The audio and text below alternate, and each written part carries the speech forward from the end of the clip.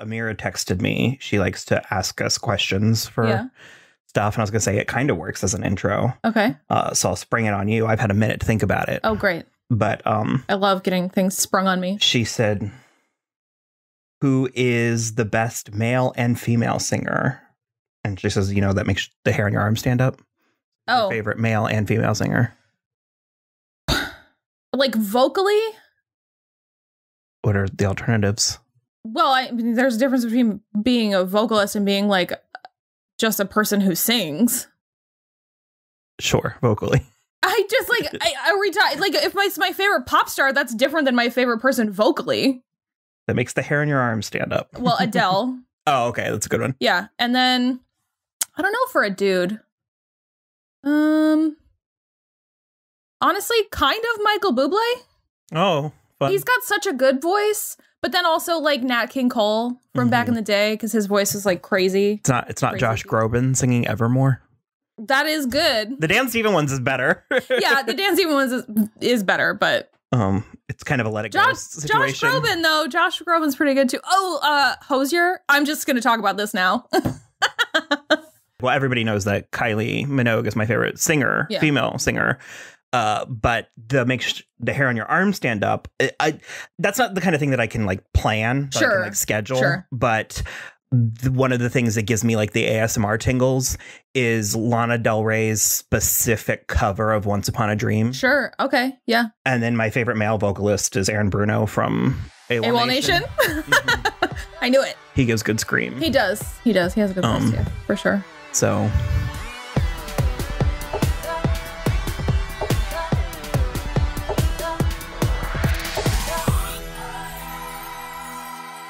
Well, I'm hot because I'm wearing a sweater. Oh. But it's yellow, so Mustard. Yeah, well, it's golder than this nonsense. Well, this one's like buttery. I don't mind that, but we're going to talk about it. We're going to talk about the dress. So, hello, everybody. I'm Will. And I'm Kristen.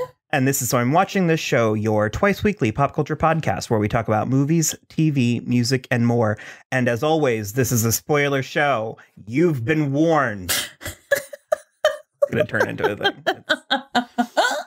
On today's episode, we are going to pontificate about mostly the 2017 live-action Beauty and the Beast. However, it will be hard to not sort of draw comparisons to other adaptations of Beauty and the Beast. Correct. Namely, the animated version, which we will most likely do on its own at some point. I still can't believe we didn't already do this. I thought we had already done this. Yeah. It feels like something we would have done. So, well, you remember our very first episode, we just sort of talked about fairy tales for an hour and a half. Maybe that was. So I think a lot of stuff got like thrown in there. Well, and this was the most recent one to come out at that point. It came out that March when we started. Okay. All right. I get it. So I wrote hella notes about this. But it's mostly because I wanted to organize my many and varied thoughts. Okay. I figured that we could tackle it from a place of character first and then kind of go through the musical numbers. Okay. And I feel like that would sort of, pull it all together. We talk about this movie. It's one of the touchstones for us that we reference a lot in the show. And we decided to go ahead and do it. It felt November. November feels sort of luxurious. Well, it's very cozy. It's chilly outside. It's cozy. There's a lot of snow in this movie. It works. Sitting down, I was like, ugh, this fucking movie. And I remember liking it, okay? Like, I remember liking it when it came out. And so I was trying to remember. I was like, when did I decide I didn't like it? It was not long after. As I was watching it, I was like, okay, this is a weird movie, especially for me. And I think it's this way for many people, but I think especially for us, where it's like, I'm watching this movie through three lenses. Okay. I'm watching it as a movie in its own right, beginning and end, like no comparison. Okay. I'm watching it as an adaptation of the fairy tale Beauty and the Beast, and I'm watching it as a shot-for-shot remake of the 1991 animated movie. Which it is not. Well, it is. No.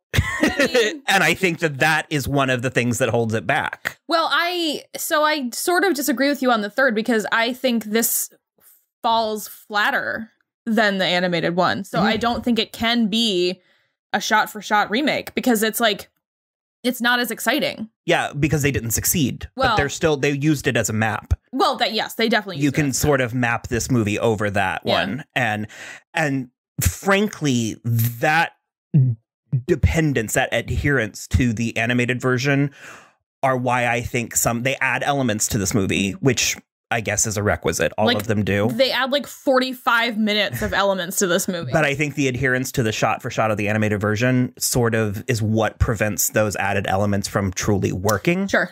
Yeah. Because they just feel rote in a way that they didn't like.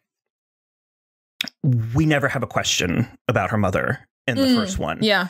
And so it's like fleshing out that doesn't actually flesh anything out.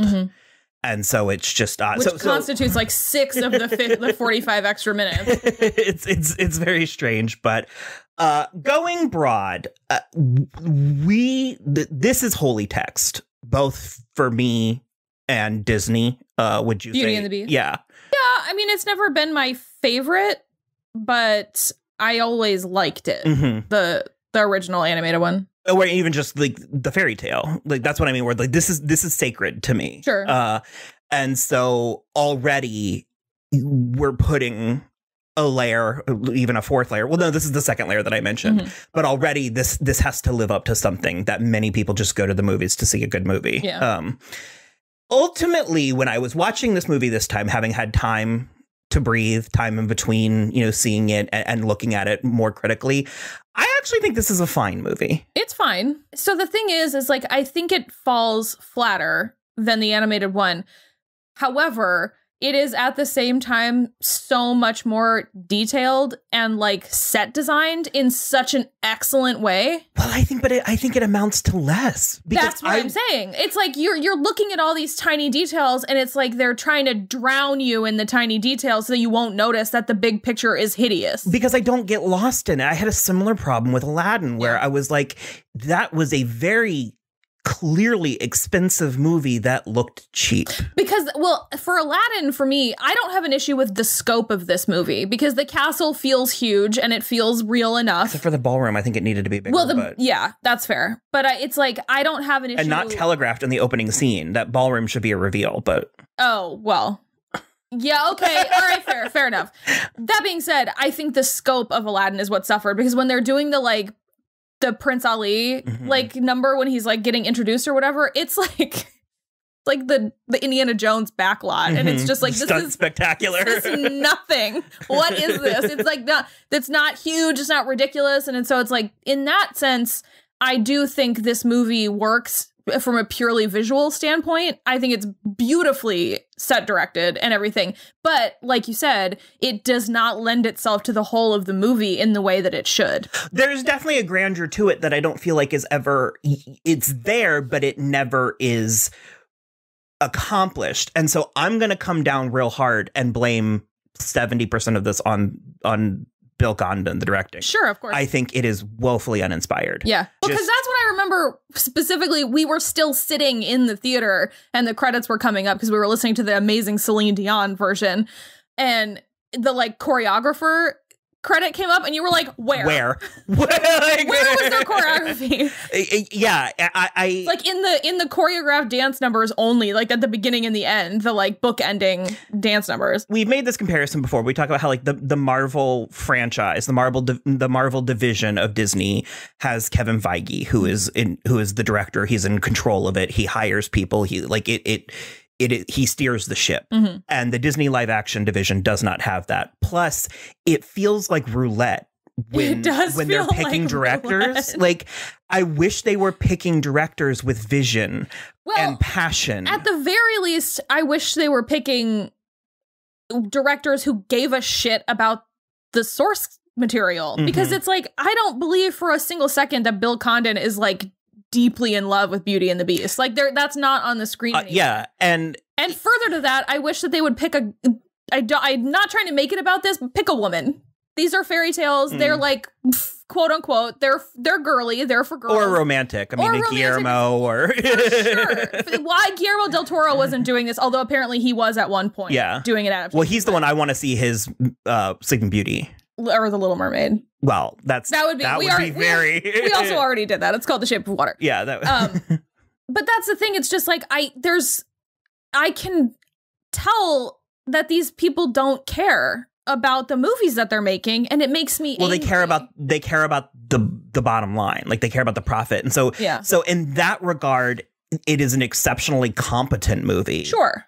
But it's very shiny. Nothing about it really sings. Nothing about it. Like, it's relatively soulless. And one of the reasons why I am going to go ahead and heap so much blame on the director is because these are excellent actors across the board and varying degrees of. I mean, no, but generally excellent. And so many of them are so lousy in this.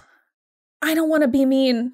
She's not very good in this. Very good in this. She's not suited. It's very flat. It's a very flat performance. And I know that she is capable of more than that. But having said that, because people contain multitudes, even though I think she's not very good in it, I am so proud of her for mounting and like launching this movie. Yeah. And I think she largely carried it into the $1 billion club. Oh, for sure. Like, who else? Dan Stevens wasn't doing that. Yeah. And that's the thing. So it's like, I can feel two ways. It's the same way that I still think Brie Larson is miscast as Captain Marvel, but yet I'm like cheering that she had $2 billion movies in 1 year. 100%. The thing for me about Emma Watson, because to a point, I agree with you that she's like mediocre in general. Well, if she didn't have if she didn't have. That's the thing, because as much as Meg March is a wet noodle in Little Women, I think she does something with Meg that other people who've played Meg haven't been able to do. I think Meg is deeply human in Greta Gerwig's version, and that could also be Greta Gerwig,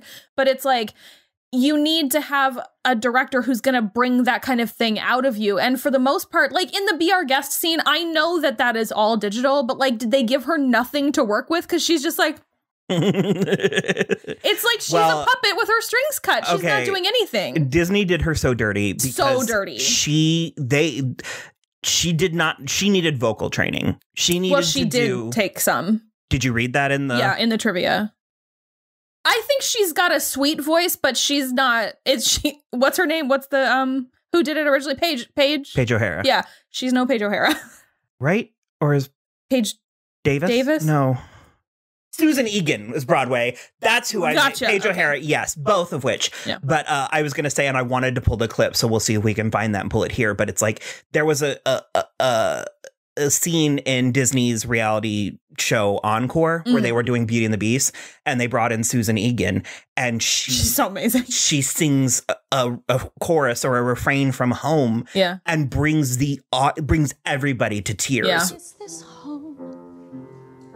Is this where I should learn to be happy? Never dreamed that a home could be dark and cold.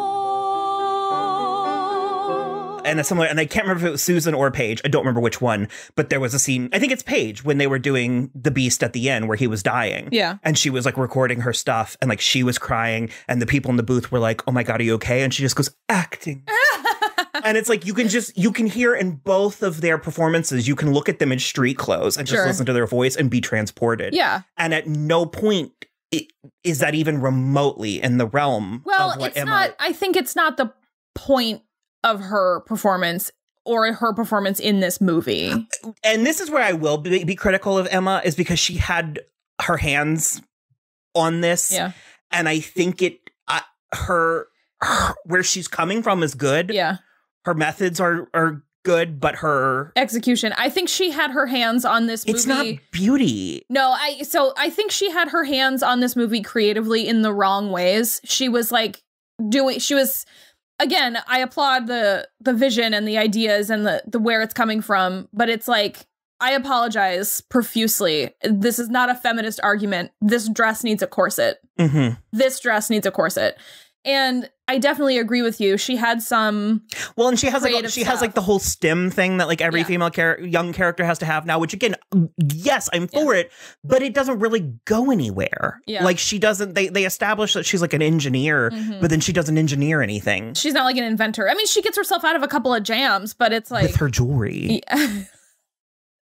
Girls can be both. We can be both. But she's neither. And so that's the thing is like, I think she's so woefully miscast as the fairy tale figure beauty, Belle. And this is not a criticism on her appearance. It's not saying that she is or is not she's beautiful, lovely. But I think she has a Cinderella quality. Sure. So I think you needed to flip her and Lily James. But I also don't think she would have been as good as Cinderella is the problem. I just don't know where you get off having Gugu and in this movie. Like in the room. In the room, paradigm of Western beauty, and it's just like I don't see how that didn't happen. Sure, and granted, I know she's not a mainstream, but it's like okay, that there. Gugu has even played Belle before. Let me cut right to the chase of this. That is my hugest problem with all of these Disney live action remakes.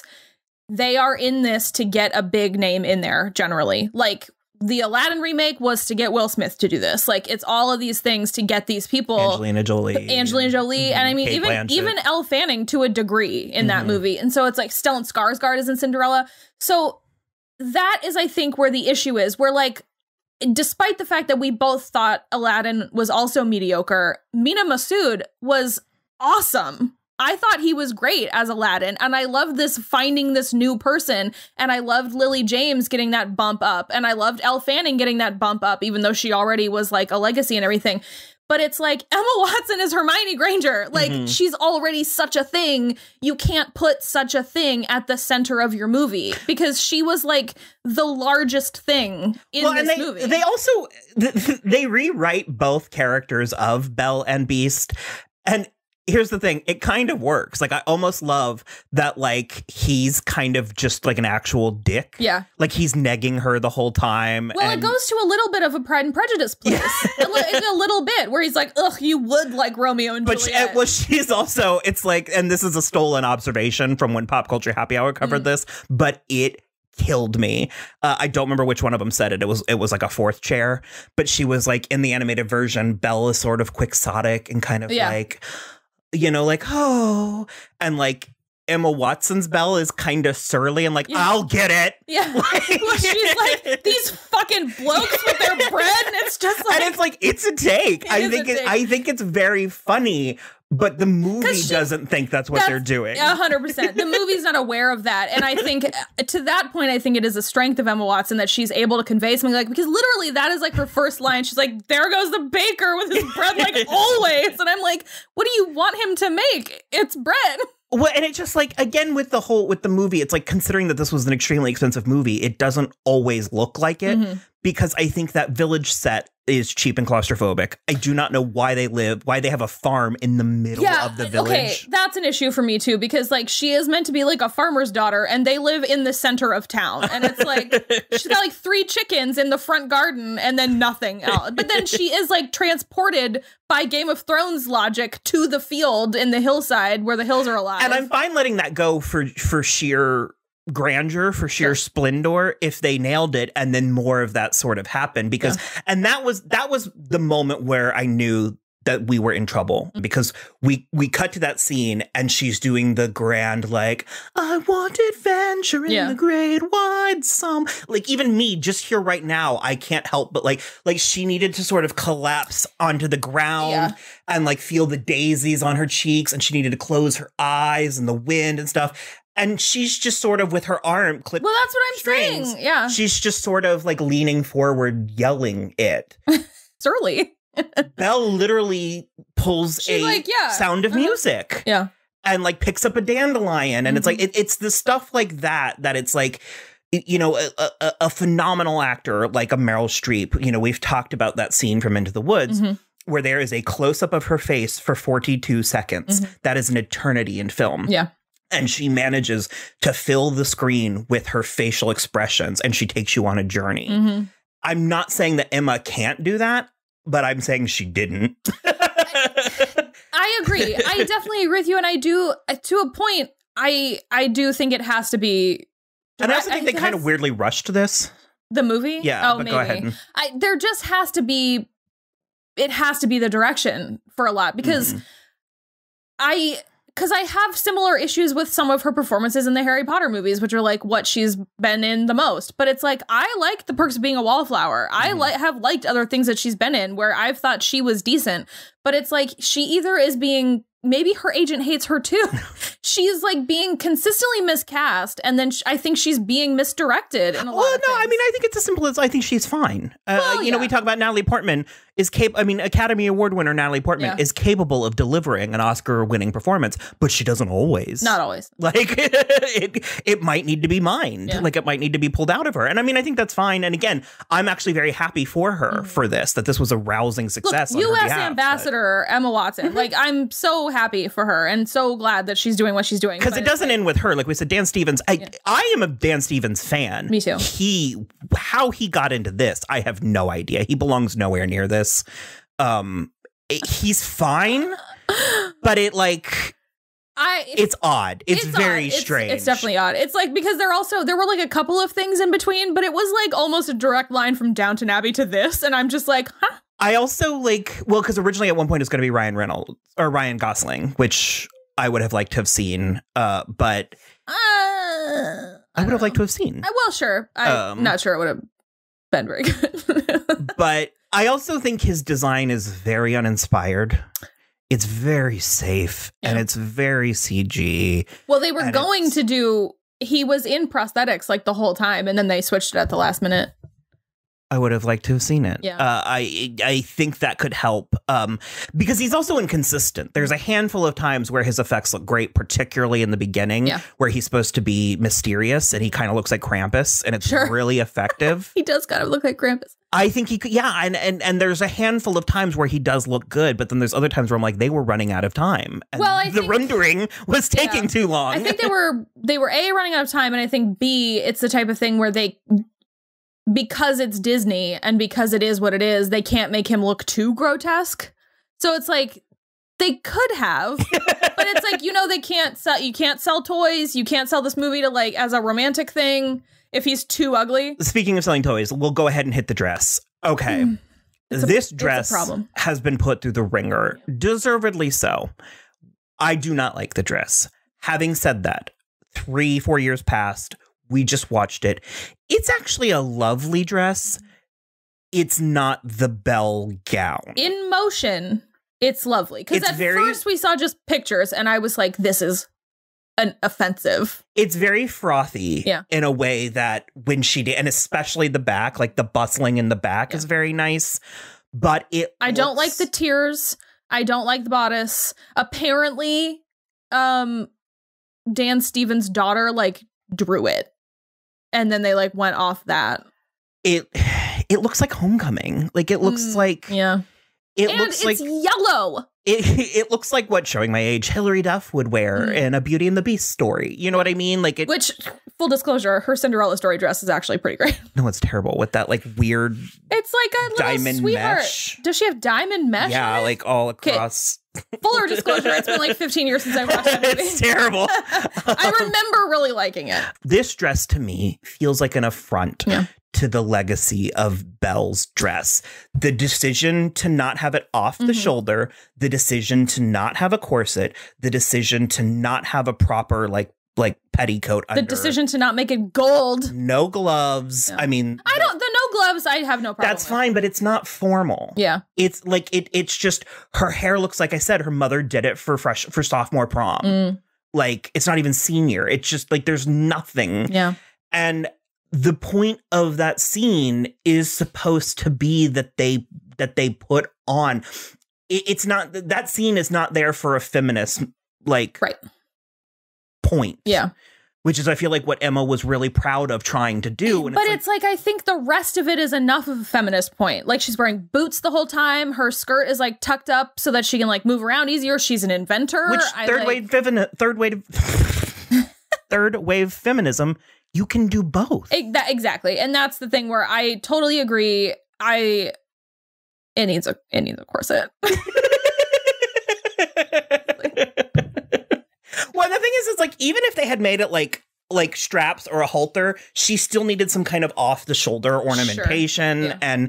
And again, like I said, it actually, like, having had time, like Stockholm Syndrome, having had time to get used to it, like the movie. It is a lovely dress. Yeah. But, and frankly, she looks very good in it, but it just is not. So that is the thing, is like, it is a lovely color on her, but it should be gold. I loved the meme that there was an attempt. Yeah. I had heard that they like actually had made a fancier dress and then she made them like redo it.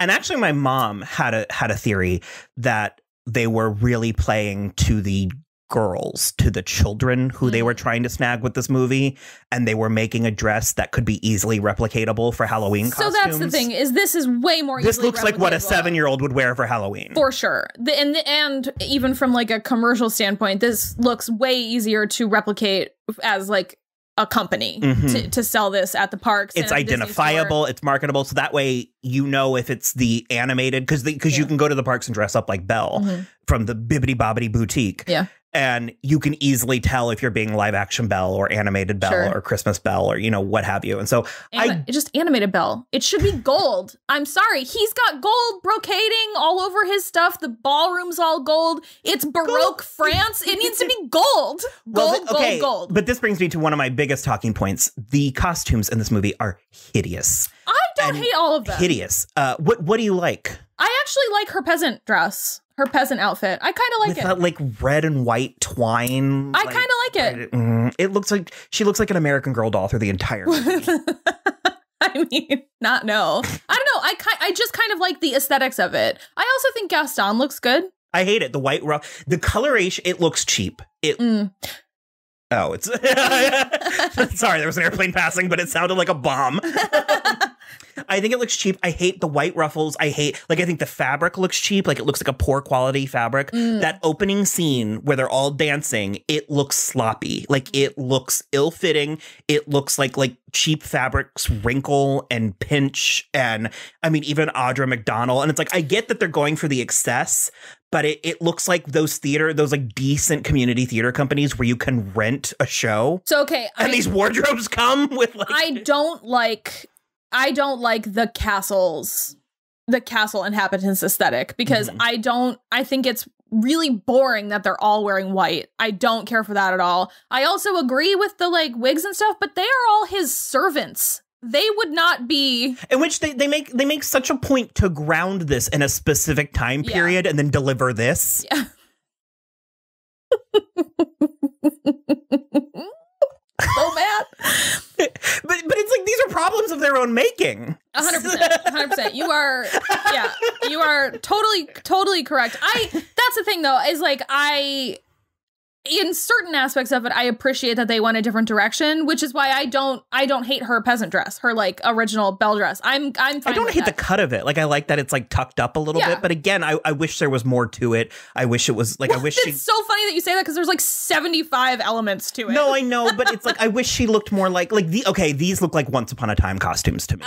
Okay. I can accept that because those are high quality TV costumes. But they're TV costumes. Yeah. No, I can definitely agree with that. And actually they delivered like five more ball gowns. Yeah. But actually, no, those were pretty hideous. Remember the one with like the tulle bustle? Anyways. Were they gold? Yeah. That's like my biggest issue with but it's also okay. So I don't hate the yellow because I think gold, I think for the film, sure, but I think gold can be ambitious. Well, sure, you don't want gold lame, but it's like even more like I said, this is like buttery in a way that like it's like dog piss yellow. I was gonna say like a buttercup, but to each their own, I guess. Even if there was like maybe more gold on it somehow, I mean, I'm not suggesting a gold lame dress. I just think it's so yellow. I just don't. So I'm gonna pull. I can't remember if it was a GIF or footage, but I'm going to pull it of it's Rihanna, I think in like Zach Posen maybe. But it's red. It's right? red. Yeah. But imagine that gold. Yeah. That's what I wanted. And Definitely. keep Rihanna. And keep Rihanna for sure. But thick Rihanna. That's what I want. I want thick Rihanna. Again, I don't want to be dissecting women's bodies, but it's like her name is Beauty. It's like I think that there's a certain I think she should be a little bit fleshy. Like, I think she should be a little bit. I think now you're being a little bit mean to Emma Watson. She's beautiful. Like, she's beautiful. But I'm saying I wouldn't hire her to be Belle. Like, sure. I mean, that's fair. I would want more of a like 2009 Scarlett Johansson type. Like someone, well, like I said, someone with like a bosom. Perhaps if she'd been wearing a corset. But anyways, Scarlett Johansson can't. Her bosom is a little too generous. She's 2 cup sizes too big for a PG-13. That is a direct quote. Yeah, thing from Michael Bay. I do want to say one of the things that I want to say, and it's something that Dan Stevens said, which I don't remember where I saw it, but he was in some interview with him. And he, by all accounts, is extremely gracious and was during this movie. But he called Emma Watson out for being like such a pro because he was like, I looked insane. He was wearing like stilts with like steel boots and like a mocap thing and like a thing where she was supposed to be looking and everything. And he was like, she didn't flinch. He was like, it was all that Harry Potter. I'm certain of it. But she just like she was right there. Because there are moments, very fine, precise moments where the movie does sing. Yeah. And one of them is the ballroom. And it's the specific moment where the lights go down finally. Because it is lit. Like, it's lit like in here. It's lit like and there's like glitter and light, but just atmosphere, like without sources. Because it also gets kind of bluish, like bluish and sparkly. Like dusk. Yeah. And he dips her and she finally has like a gaze. Like, it's like, that's the moment, which they did capture. But then he swings her around up on his hip. And it's actually kind of sexy. And again, here's my issue.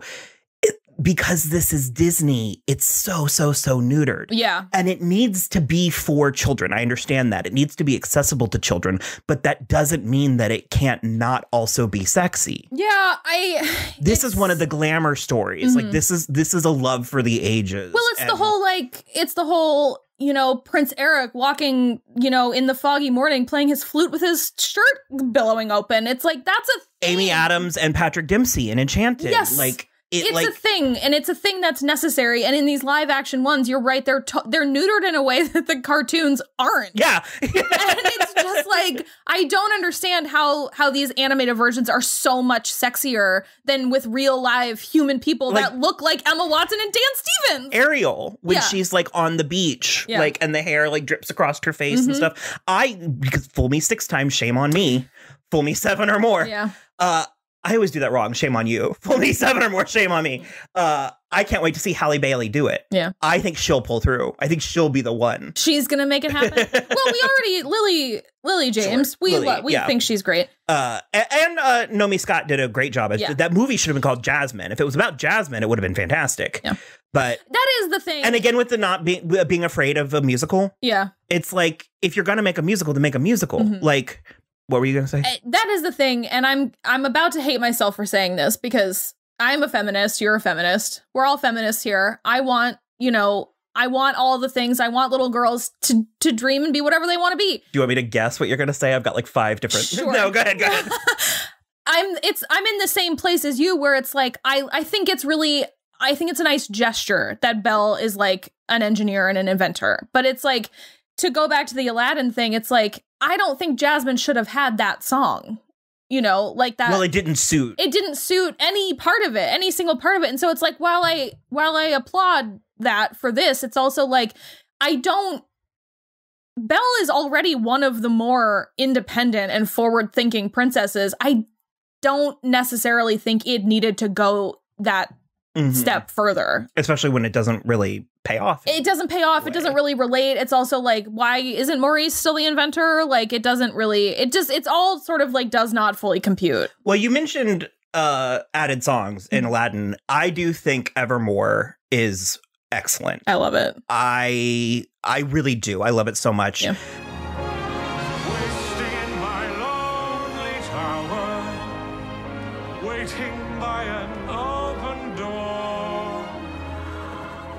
I'll fool myself, she'll walk right in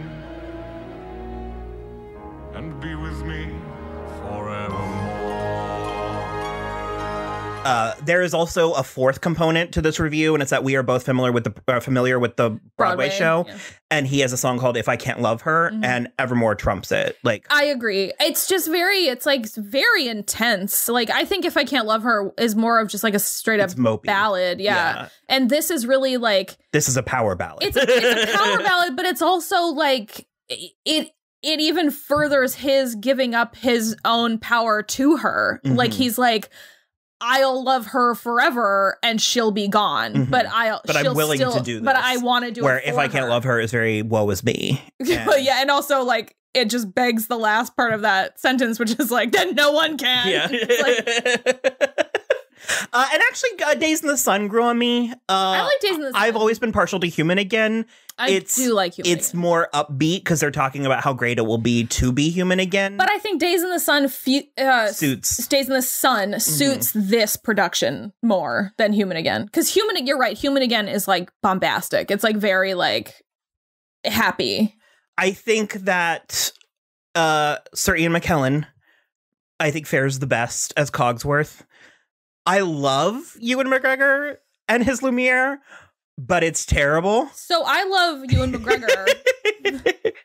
Finn. I love this Lumiere. I mean, you can't say it's not. So apparently, it's not a thing. Apparently, like on the day, like as they were doing it, his accent was coming out like Mexican, and so all of his lines are redubbed. He had to do it later. It sounds. And then in the Be Our Guest stuff, he was actually mocapping all of Lumiere's dancing and everything, but he was so embarrassed to be doing it that he could only do it on a closed set with like only Bill Condon. And I think that's hilarious. It's funny because I thought you were going to say this. I had read a similar thing or it was an interview. Because that's another thing is I love how this movie for so many of these people was a pure paycheck. Yeah. And they didn't even mince words like who all of the objects. He was on Jimmy Fallon and he was like, I took the role just sort of sight unseen. I was like, yeah. And he was like, my wife's French. I can do a French accent. He goes, it turns out I can't, but no one told me. Well, he's also like so aggressively Scottish. So he delivered the entire performance. Yeah. And after the fact, they're like, we're going to need you to come in and re-record some stuff. And that's like the whole script. Just no one said that. You're like, no, you're terrible at this. And so in that regard, I mean, it's almost worth it. Like, that's just funny. I like Emma Thompson. I like that she managed to do something other than a pale imitation of Angela Lansbury. That being said, love Emma Thompson to the moon and back so much. She is far too old to have a son that age. That's all I'm going to say. This is a really feministy episode. That's all I'm going to say. It's far too old. What's the term? Geriatric pregnancy? That I would have a geriatric pregnancy at this point. And Emma Thompson is like solidly at least 20 years older than me. But we do have the aforementioned Gugu-Raw and Gugu mbatha-raw. Yeah. Okay. I know her. Her name is Fifi in the animated version. That's what it is. Fifi. I know her as Babette because that's her name in the Broadway show. So it's hard for me to not say that. I'm fine with Plumette. I think Babette suits her the most, but it could just be nostalgia for my part. I would be madder at her like complete redesign if it weren't so good. It's so good. She looks like the albino peacock. Or yeah, peacock, I guess. Yeah. Although it bums me out how she doesn't have enough feathers in her. Oh, okay. What's the word I'm trying? Partly paltry. Is that it? Yeah, that means like not lacking. A lot. Yeah. How paltry. Vowel. Paltry. Yeah. Her tail, her plume is. Yeah. Okay. It's like for her, and it's like she needs a. Well, she gets more as it goes, I think, because that's they say the line of dialogue, and yet. Fair enough. And she does as much as she can with what very little they give her. Yeah. Weirdly, though, she's like the only non-name amongst the objects, except for Chip. I mean, she's an industry name. Well, sure, but it's like she's not like a star. It's just interesting because like the rest of their voices are even Ewan McGregor with the terrible French accent. The rest of their voices are recognizable. Apparently they offered it to Beyonce like 3 times, which God bless. If you think Beyonce is It's like so cute. I mean, maybe 2004 Beyonce, but 2017 Beyonce. to which she was like, how about Nala? Also, by the way, you're doing The Lion King. I'll send you an invoice. I'll send you an invoice. Love it. No, so I think that's a little bit where that came from. Okay. And also I love this in both versions, but I love how Lumiere and Plumette seem to be just worthless. They're just constantly like they are just like waltzing. Like let's dance and make love, and it's like that's it. And then Audra McDonald is, and I love that they give her the last note and shot of the movie. Yeah. They cut She's to her. Audra McDonald. I love her. It's like Madame Garderobe or something. Yeah. Which again, Wardrobe. Well, in the Broadway version, it's Madame de la Grande Bouche, which is the lady with the fat mouth. Yeah. And I just really, Big mouth. I really like that. And Stanley Tucci. Also, Stephen Merchant was in this movie. He got cut, right? Yeah. Well, it's very funny. And had they kept any of the rest of the stuff, it would have been great. But he was the toilet. Well, he was, I think, like a plumber who got stuck there. So he ended up being like a plunger or something. No, he was the toilet. The There's actual a deleted toilet? scene where like he comes out of the bathroom at the end and he's like... Luke Evans does a fantastic job. I still think... He does a fantastic job. It's not as Gaston. No, it's fine. I don't know how Henry Cavill isn't... He's got enough to do. Yeah, but he was born That's to play true. the role of Gaston. Also, as much as I do love Dan Stevens, I think you're right. I think, although Henry Cavill is known to be kind of a dick, I was going to say I think he would have had better chemistry with Emma Watson. He might have. As Gaston? Yeah, no, or sorry. No, then I was going the opposite way. Sorry, I was thinking I was going back to the Beast. No, You're correct as Gaston, 100%. Yeah. But also, I think they could have had better chemistry. Just because they don't like each other doesn't mean they don't need good chemistry. Also, I mean, I get why they didn't do it, but pour one out for the chest hair covered with hair. Well, in the an awakening for many.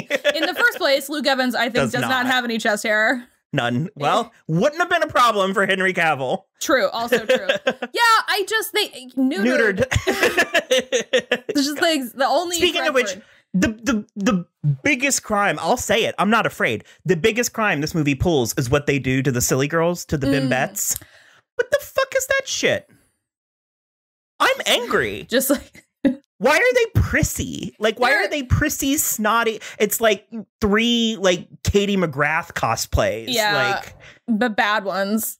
I don't understand. No, like, I agree. I think because again they're called the silly girls in the Broadway show, and they're called the bimbettes in the animated version. And I mean, they were just trampy. It's like that's fine. Yeah. This is rated PG. The first one's rated G. This one's they're like a little bit trampy in the animated one, but they're just like pretty blonde girls that are wearing like their shoulders too low. Floozies. Yeah, floozy. Yeah. But it's not even like, even that has like a darker connotation that I think they're just like the town flirts. And so it's like, and he lifts them and stuff, and because it's like they just are like me in this one, and they're like snotty. Yeah, and I don't understand why pink. That's neither of their color.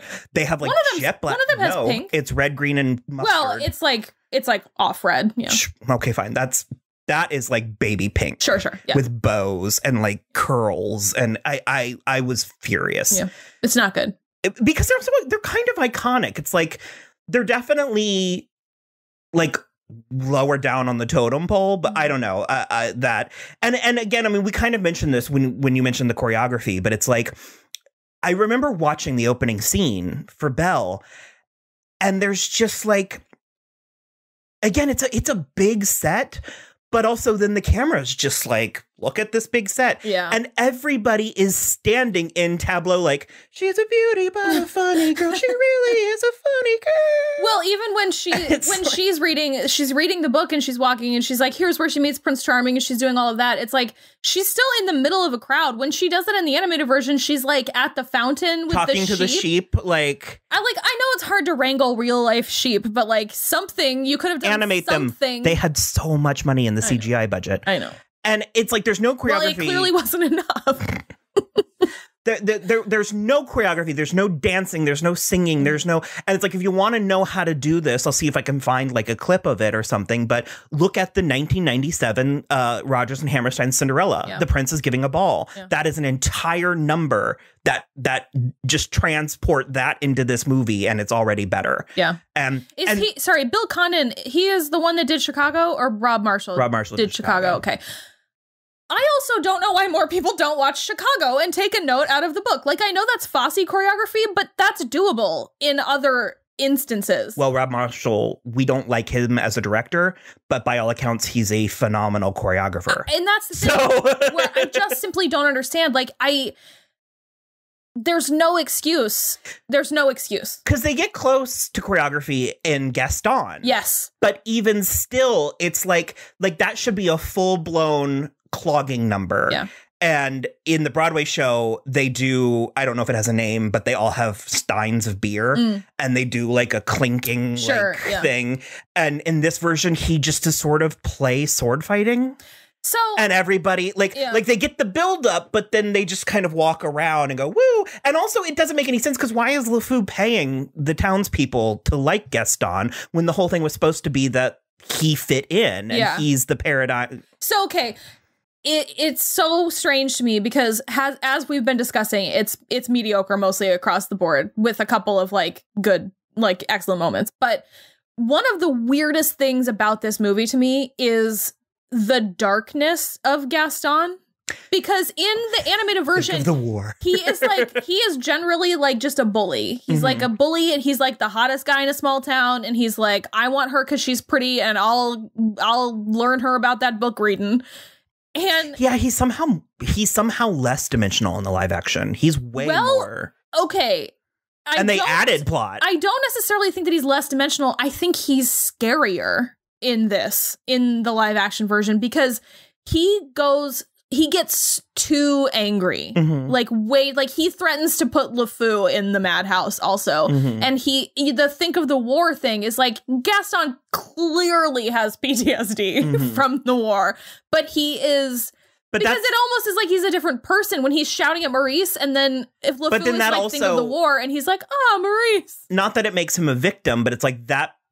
For a modern audience, we go to a different place where we're like, he needs psychiatric help. He needs to go to the madhouse.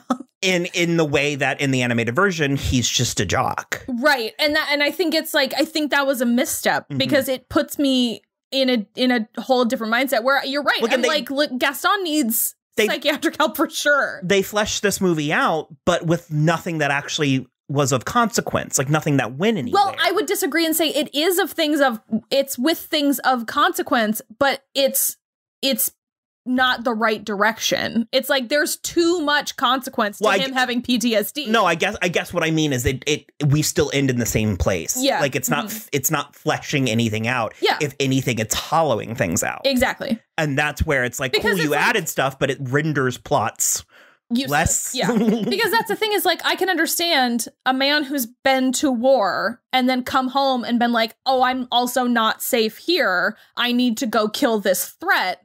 And then you almost are like, I feel a little bad that he falls to his death. I'm like, he's just ill. Don't discount. I don't feel bad at all. Well, of course, but don't you know what discount that his like best friend and henchman is canonically in love with him. Like we're not even projecting here. So there's like a very weird. I actually really like what they attempt to do with LeFou. Yeah. I think that Josh Gad really lands a lot of it. Well, vocally, he is certainly, him and Audra McDonald are the most gifted vocally in this movie for sure. I think he lands a lot of it. I'm even fine with like the him and Stanley thing. I just don't understand why. I mean, that's like 1991 visibility. I was going to ask if we were going to talk about this because my issue. Not a lot. No, my issue with the like, Disney's got a gay scene in their new movie is like, I don't like how much they pat themselves on the back for it. Because you're right. This is like 1991 visibility. LeFou was already gay for Gaston the whole time. He's always been gay for Gaston. Like, that's not an issue. And so for them to just like have those two moments where Stanley is like excited about the dress and then Stanley and LeFou dance at the end. Which, I mean, is problematic in a its different own right. It's it's just like those two moments do not a gay moment make. And well, that specifically was an interview that was taken out of context and blown up. Like Disney wasn't marketing that, to my understanding. But it's just like, it's like every movie that comes along, everybody's like, well, there's a gay scene in this movie. And I'm like, is it two women hugging in the background of that can be edited out of China and Russia? And I'm just like, that's not the same as having a gay couple in your movie. And it's like, if that had been the case, like if Josh Gad even had given like 5% more to being in love with Luke Evans, I think it would have been. Well, they wouldn't let him. Of course. But that's what I'm saying is like, if that had been allowed, that would have made it better. But that's the movie by committee issue that we have with the whole thing. There wasn't one person with a singular vision. Yeah. You know. Mm-hmm. Well, and it's like you said at the very beginning, there's no one driving this Disney live action ship, because they all also are different, where it's like, I understand that the like Avengers movies, the Marvel MCU, are all interconnected and they're all reaching towards the same goal. They're all on a train going the same place. But none of these movies feel of a piece with each other. They are all so different. There's no like, there's not even, I don't even feel like there's like a budget consistency in them all. Like, cause it's, you know, the first Maleficent movie is the Jungle Book is so different. And it's just like, someone needs to be steering this ship and making these things feel like they live in a cohesive world. I think that's fine. I accept that. I don't necessarily agree. I think they can exist on their own. Yeah. I just think they need to prove to justify their own existence. Because so far we've got two. Which very little of them do. And you know, our favorite, as we've said, and you know, if you're a fan of the show, our favorite is Cinderella, 2015 Cinderella, 100%. Which we cannot overstate how appropriate its $90 million budget is. So appropriate. And how much that's a big budget. And how much her dress is not a travesty. Well, we didn't love it at first. It grew on us as well. Yeah. But well, again, it's like these initial pictures that they show where they're like, ooh, look at our beautiful thing. And it's like, you lit this wrong.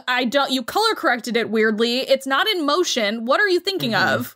But yeah, because this one was huge. I mean, this one was massive, where to go back to the beginning of the episode, like I said, kind of holy scripture. It's like, I just wrote down, it's when Belle has the Sound of Music moment on the mountaintop. And I said, look, I don't want to play this game, but does Belle not understand how amazing her current reality actually is? Do you know what people would give for that poor provincial, like... Well, that's the thing, too, is, like, for whatever reason, it comes off... And I don't necessarily think it's Emma specifically. I think it's the whole direction of this movie. But it comes off very ungrateful in this movie. And it just is, like, such a bummer, because she's so sympathetic from the beginning in the animated version, because that's her I wish song, I want song. And she just is like, I want more. But this Belle is like, I want more. This Belle is more like Dick Tracy deep cut. Yeah. She's like, I want more. And if you're satisfied with this, then the joke's on you. Yeah. And it's like, that's a little too harsh for this character, in my opinion. Like I said, I do want to sort of wind down a little bit, but I was going back into the whole how they add things like the backstory about the curse and how like the villagers forgot about it and stuff. And it's all like good elements. Well, it all works, but it doesn't work. Feels very tacked on. Yeah. Like, and that's what I'm attributing to the shot for shot, you know, structure and stuff, that it's like, they're like, well, we got to shoehorn this new plot in between these two shots. Yeah, well, and you're right that the thing about her mother is it's like she got the plague, and it's like, well, even, all right. Even the thing about like why the servants, it's like his father was mean to him, and so that's why they stick with him, and it just sort of it's kind of the thing where it's like they tried to answer some like questions that were left from the first one, but it's like the answer just makes it worse. Well, it's like also, I liked better I didn't have those questions. Well, we were children. Well, but even watching it now, my biggest question is like, how can you punish an 11-year-old boy? Because exactly. They explicitly say he's 21 in the first version. So it was like, and also I kind of hate the opening, because I don't believe that prince in the opening is the same person. I just don't believe it. Even after however long, you don't believe that he would have changed that much? It doesn't seem in character. I don't know. It just the way that he's like acting it and the way, I don't know. It doesn't work. It just doesn't work for me. And furthermore, it's like, though everybody knows in the animated version, it's stained glass. And so I was like, could you imagine if it was like an animated stained glass segment about like a folk tale or like a fable? Indeed, I could imagine, because it would have been much better. And of course, everybody knows, but it's like, I remember being like 7 watching the first movie and being like, oh, is this the Beast from the beginning? Yeah. Like, because it's presented as sort of like an isolated thing. Mm-hmm. And then I don't know. I like the ambiguity. It's very like a prologue. I like that ambiguity better. And I do like the Agatha. I like that the Enchantress straight, first of all, is just sort of like hanging out. I wish she cursed more people. Yeah. I think that she's sort of hanging out, making sure things work. Mm-hmm. And I do love that she comes in and recants the curse at the end. I really love that. But I hate that we don't actually get a solid glimpse of her in her. Because we do see her in the beginning, but she's just glowing. Yeah. Like an alien almost. Mm-hmm. So having said all of that, I do want to say that I do think that the last 30 minutes or so of this really it's the battle. The best. It's the battle, which is like always fun because all these objects that are meant to be inanimate are like fighting, and it's funny. It's also hellish in a way that like I remember coming up to the point I'm going to be like, this is so silly watching furniture fight people, and then when you're actually watching it, you're like, oh my god. Well, Mrs. Potts is straight up giving scolding third degree burns to people. and I mentioned to you, it's actually one of my favorite parts. But I love the theatrics, so I love that she goes back to town wearing the ball gown. Yeah. But she's trying to convince the villagers that her father is not crazy and that there is a beast. And there is a castle. She's been in a castle. Yeah. And they're literally like, castle, laughing in her face. And I'm like, you're going to the asylum. And I'm like, she's wearing this dress. I'm like, she's literally wearing a ball gown. Do you think she found it in the woods? Well, she certainly takes it off while riding a horse very easily and within the span of 10 seconds. But my point is, it just sort of is like, okay, I don't know. It's very funny at certain points, but they gloss right over the magic mirror because then she's like, he's here. It's real. It's a thing. And Gaston just is literally like, he's evil. Let's kill him. Because I made a comment to you. I was like, why does Gaston get the 2 best numbers in the whole movie? They really are. We did gloss over Beauty and the Beast. There's a lot to cover in this. Mm-hmm. Or Be Our Guest. Oh. Mm-hmm. And I do think I like it. I think it's good. There is but she doesn't get to eat. She does. I think that's in the... It is. Yeah, the cartoon too, which is it's funny in its own right. But there is something odd about... Because when you're watching the animated version, you go into that like abstract Heffalumps and Woozles place. Yeah. Watching it. Well, it also is a lot more the like old timey swimming movies. Mm-hmm. Yeah, it's a lot more like. Well, there's a lot of that in this, but seeing photorealistic feather dusters going into punch is more upsetting. Yeah. Than the animated. Like, I also take issue because it's implied that every single plate and dish is sentient, and one of them gets shattered at the end. Who was that? Who's the saucer that gets shattered at the end? Is that Chip's best friend? Well, Adam Ellis did a cartoon. Oh, no. Oh, because he comes back. And he's got a gash in his head. Because it's actually meant to be his tooth, right? Yeah. Because you can like see his brain when he comes. Yeah, I've seen that Adam Ellis cartoon. That's a funny one.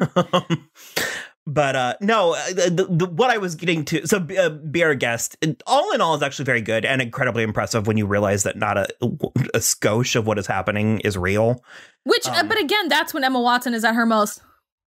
But it is funny forcing it to be in a live action scale. Yeah. Like forcing it to be all on this, and there's just dead space all around. On the table, and the rest of the dining room is totally empty. And meanwhile, Plumette is like alone up there on light duty. Like she doesn't even get to be like the prima donna. She doesn't get to be in the performance. Yeah. And furthermore, I don't know why it's Indian at the end, but Is it? It's like a Taj Mahal. Oh, yeah. Cogsworth is like the turban, yeah. But so anyways, what I was getting to is that I do find the end to be very effective. Sure. From Beauty and the Beast sort of on, I find it to be very, very good.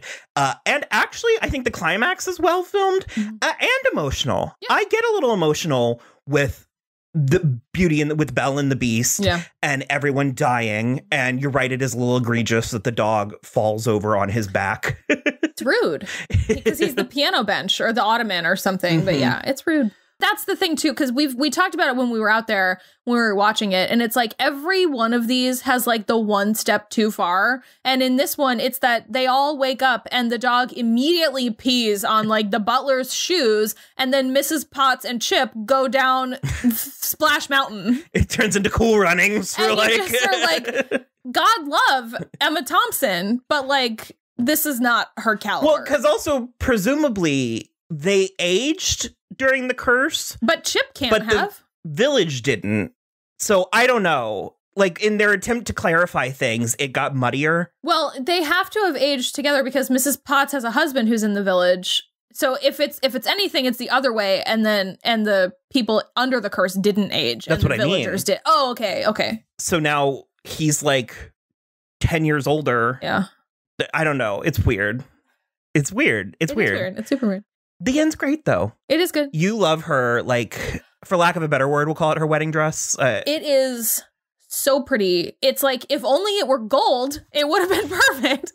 No, it's so pretty. It's like, it's white and it's got good little wispy sleeves, and it's got like sort of orangey, pinkish red, like feathery flowers all over it. And it's like just a little too short, like Baroque dresses were. It's stunning. And her hair looks amazing, and his blue coat. It's exactly it's also the best his hair looks. Yeah. Because his I Just Came Back to Life hair is so bad. Just a terrible Dan Stevens wig.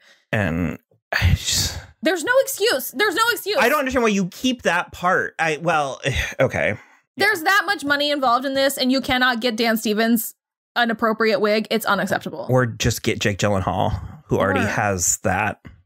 I do. We did not mention. I know that I'd like to see. Furry Beast. What about him? Like Furry Beast. Oh. Like that they make 10 out of 10. Would bang. Beating me at my own game. No, but that they make sure to put him in bed, and he's got like the chest and the arms. And it's like, because that was another thing actually that I guess I recommend the Pop Culture Happy Hour episode, because the woman who was the fourth chair, who I don't remember to shout out the person whose observations I'm stealing. But she was talking about how Beauty and the Beast is one of her favorite fairy tales, and that she remembered when Disney came out, she couldn't figure out how Disney was going to accomplish it.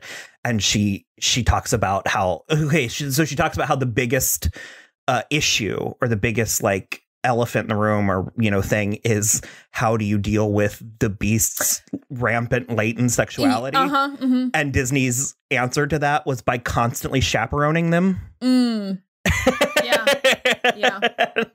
Yeah. And it's very fascinating. She goes into some of the psychology of all of it. I remember that. Do you remember me playing that for you? Yeah. That now. So anyways, stay tuned for the French. Oh, yes. We get into it more with this one with Vincent Cassel and Leah Seydoux. It's superior. It's actually just the movie itself is just medium as well, but it's beautifully done though.